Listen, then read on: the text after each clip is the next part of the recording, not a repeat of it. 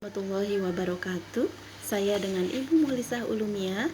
Pada kesempatan kali ini saya akan melakukan tugas di hari yang ke-17, yaitu dengan membuat dan mengupload video jawaban atas pertanyaan tema kurikulum baca kelima.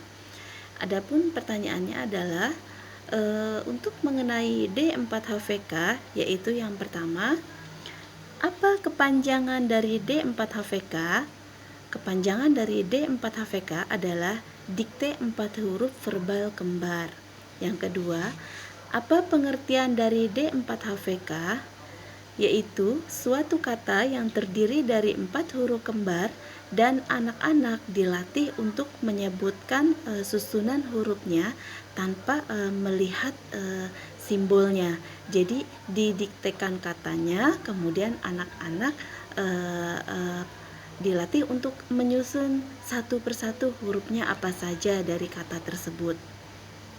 Kemudian yang ketiga, apa tujuan utama dan tujuan khusus dari D4HVK?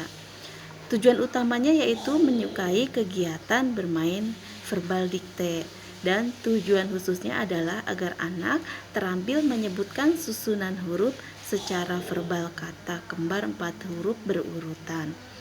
Yang keempat, bagaimana cara motivator mengenalkan D4HVK? Yang pertama yaitu saat memverbalkan kata, ajak anak ikut menyebutkan susunan hurufnya. Awali dengan melatih susunan huruf secara perlahan dan anak harus berperan aktif untuk menjawabnya. Yang kedua, aplikasikan cara tersebut dengan berdialog, bernyanyi, bercerita, berdongeng, ataupun dengan permainan. Kemudian, untuk pertanyaan mengenai D4HVS adalah sebagai berikut. 1. Apa kepanjangan dari D4HVS? Kepanjangannya adalah dikte 4 huruf verbal sederhana. Yang kedua, apa pengertian dari D4HVS? Yaitu suatu kata yang didiktekan dan terdiri dari 4 huruf yang suku katanya berbeda-beda, dan anak dilatih untuk menyebutkan susunan hurufnya tanpa melihat simbolnya. Apa tujuan utama dan tujuan khusus dari D4HVS? Tujuan utamanya adalah agar anak menyukai kegiatan bermain verbal dikte 4HVS. Tujuan khususnya adalah agar anak terampil menyebutkan susunan huruf secara verbal untuk dikte 4HVS-nya. Kemudian yang keempat, bagaimana cara motivator mengenalkan D4HVS? Caranya adalah saat memverbalkan kata, ajaklah anak untuk ikut menyebutkan susunan hurufnya. Awali dengan melatih susunan huruf secara perlahan dan anak harus berperan aktif dalam hal ini. Kemudian yang kedua, aplikasikan cara tersebut dengan berdialog, bernyanyi, bercerita, berdongeng, ataupun dengan permainan. Untuk pertanyaan selanjutnya mengenai D5HVS, yaitu apa kepanjangan dari D5HVS?